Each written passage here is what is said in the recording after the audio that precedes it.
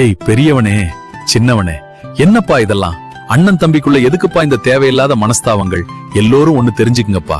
உங்களுக்குள்ள ஒரு புரிதலும் ஒற்றுமையும் இருந்துச்சுன்னு வைங்க, உங்களை எதிர்க்க எவ்வளவு பெரிய பலமான எதிரி வந்தாலும் அவன் தானாவே ஒதுங்கி விடுவான். ஏன்னா உங்களுடைய ஒற்றுமைக்கு அவ்வளவு பெரிய சக்தி இருக்கு.